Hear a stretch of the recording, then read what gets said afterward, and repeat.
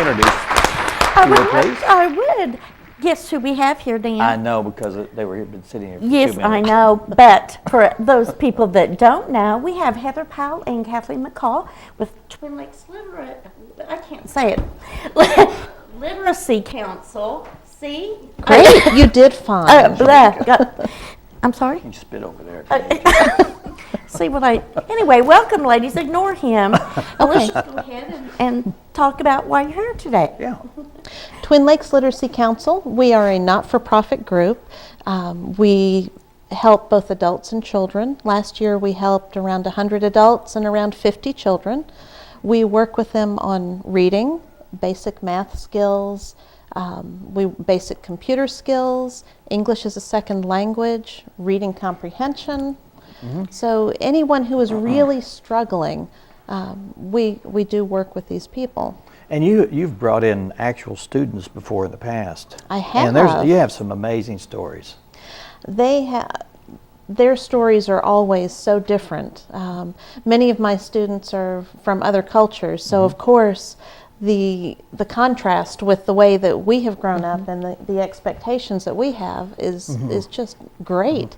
And I hope that next time I come in, I can bring another one of my students. Yeah, that'd be good. And I thought you were bringing a student, but Kathleen is here to talk about, you want to talk about a little bit about the testing of dyslexia, right? Yes, we want to talk today a little bit about the fact that dyslexia is being recognized more in our community, and they're doing special assessments for this in the schools now that they didn't used to do.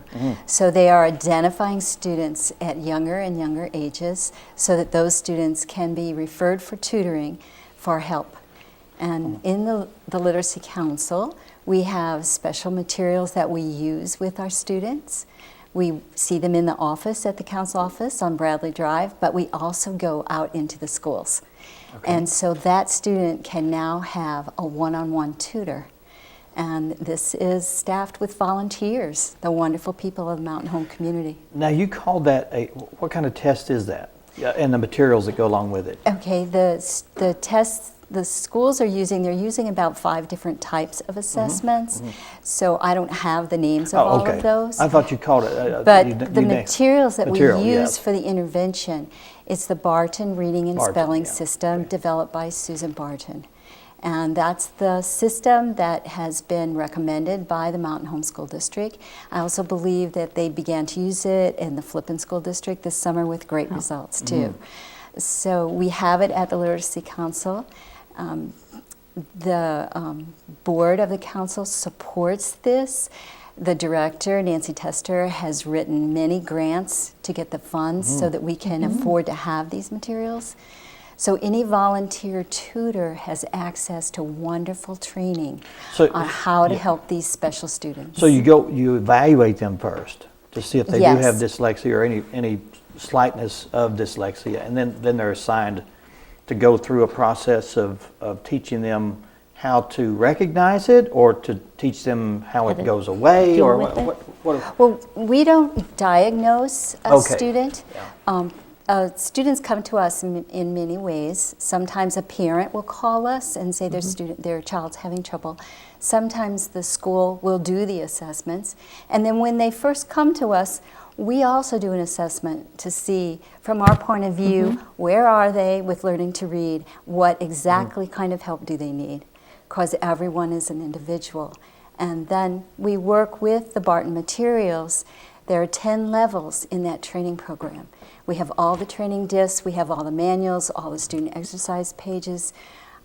We even have, I brought it in, but I realize we don't have enough time, but we have the exercises now on iPads that the tutors can use with the students, as well as magnetic whiteboards. It's a very multidisciplinary approach, and it's one-on-one. And will you use that approach with adults that might I was come getting in? ready to say, we've had great success with adults as well. I've worked with several, and it has now become so much less cumbersome for them to read than it was before. The prevalence of dyslexia it's becoming more to the forefront now. It didn't used to be. It's much more recognized. I don't want to say there's more dyslexia out there or less, but it's more recognized. It's more identified now than it used to be. Oh, we had talked before the show that when I was in school, they didn't have any materials. I mean, if you had a problem reading, they would put you in a remedial reading class. But I don't think that they diagnosed or recognized. I don't even know if dyslexia was around, 40 years ago, 30, 40 years ago. Maybe it was. I don't know. Well, there's research that goes back, but it's in very small areas of the country where reading specialists and psychologists would come together saying, look at this, we see patterns, what is this? And then try to come up with a program. And one of the premier research couple was Orton Gillingham. And the materials that we use today are based on their research from back then. But it wasn't like that it was all over the country. The way that it is now. Still in the research phases. And the BART materials now they're used here in the United States of America, but they're also used in over 60 other countries. So there's solid research behind the materials that we are using with the students here in Mountain Home. And their success stories, I'm sure. It's go along wonderful. with it. Yeah, Good. it's really, really exciting. It has given all of these people the confidence to attempt what they wouldn't do before now. Well, I think what this interview here is, I guess, to bring more awareness. Do you have any needs that volunteers or anything that sometimes we bring on entities that need volunteers or special things? Is there any plea that you'd like to give to the audience out there? Oh, absolutely. We always need volunteers. We need As a matter of volunteers. fact, we were just at the library's volunteer fair last Saturday. And we got a few volunteers there, but I didn't see nearly as many people there as I've seen in the past. I don't know if it's because it was such a perfectly beautiful day and everyone took advantage of it. But if anyone is interested, they are welcome to call us at 425-7323. Now, do you have to be a teacher or any kind of special?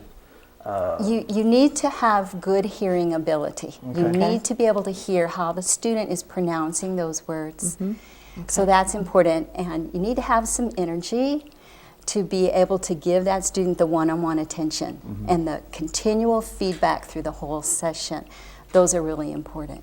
Some volunteers will see one student. Some volunteers will see 2, 3, 4 students. So your heart in the right place and an interest in watching that student develop. And I guess the volunteer can take on as many as they want at their level of They time. They work things out with Nancy. With Nancy Tester, right. And it's important for the community to know that most of the time we have a waiting list of people, of parents that want their children to have a tutor. We have a waiting list of adults. I mean, when you have a high school student that's trying to get through and they might be in 10th grade and they still cannot read, they're desperate because they see their opportunities in life are going to be so limited. This changes people's lives, and to see these students be on a waiting list because we need more volunteers. But the volunteers need to know that the training that's provided by the Literacy Council is really, really good. We have an open to the community video discussion coming up on Friday. And from 10 to 12 at the Century 21 office is where we'll be meeting. We have space for 32 people for that. The video is Susan Barton, the creator of the Barton materials. She'll speak for an hour and a half, very specifically about what are the markers for dyslexia and how does her program address those needs. I'd be interested just to listen and understand more about it. Exactly. So we have an hour and a half for viewing the video and a half an hour for discussion to follow, and I'll be leading that discussion on Friday. Sounds good. Did you want to cover anything else? I think that's good. Just if anyone is interested in volunteering, please give us a call. If you are interested in coming and joining us on Friday to learn more about what dyslexia is and how it's addressed through this program, then please give us a call. If you know someone who needs help with learning to read, with reading comprehension, maybe they are studying for the GED and they really need help. Basic math, basic computer skills, or English as a second language. then give us a call. Our phone number is 425-7323. Okay. Thank y'all Thank very much you. for Thank being you. here. Thank you for having us. And we'll have you back again. We always like to bring you back in and give updates. All right. Thank you very much. Thanks for being here. Up next, we're going to be talking Girl Scouts and Girl Scout cookies, and we'll be talking with Melody Sykes, Mackenzie, and Cassidy, and they'll be here talking about that. Stay with us.